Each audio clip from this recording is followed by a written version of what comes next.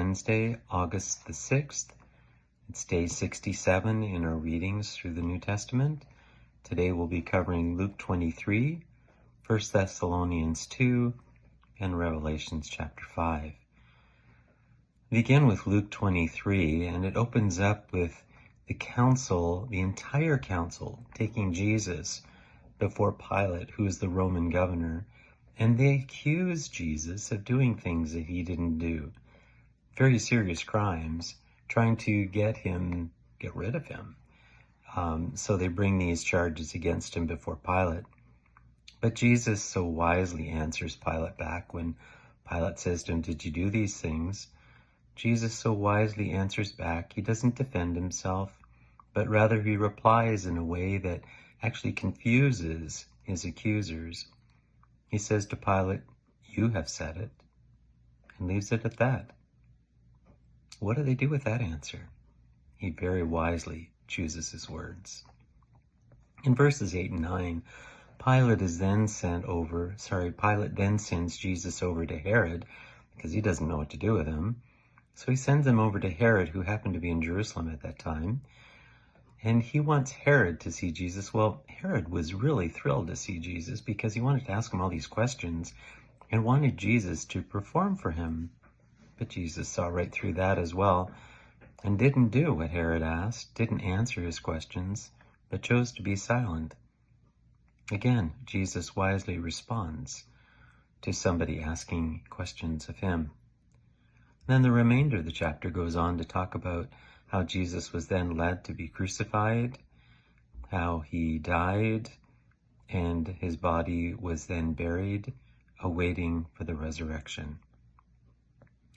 1 Thessalonians 2, the highlight for me was where Paul actually says, we speak, in verse 4, we speak as messengers approved by God to be entrusted with the good news. I love this confidence he has. Our purpose is to please God, not people. Our purpose is to please God, not people. God alone examines the motives of our hearts. And as I was reading that, I thought of Jesus in Luke 23. Jesus knew the motive of his heart. He knew that he was right before God.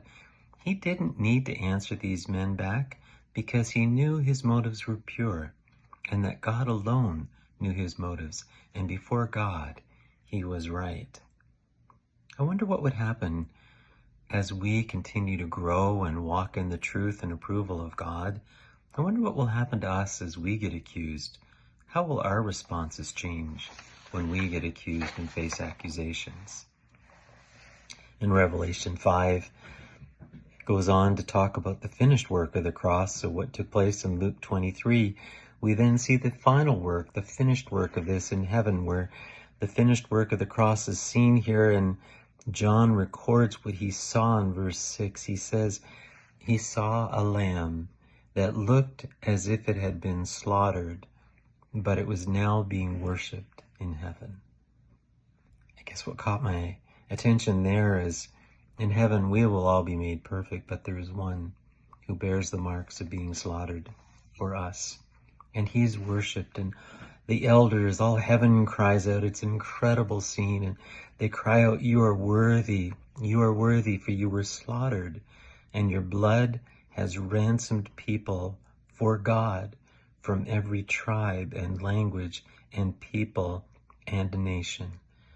And heaven is crying out, worthy is the Lamb who was slaughtered, worthy of power, riches, wisdom, strength, honor, and glory, and blessing forever and ever.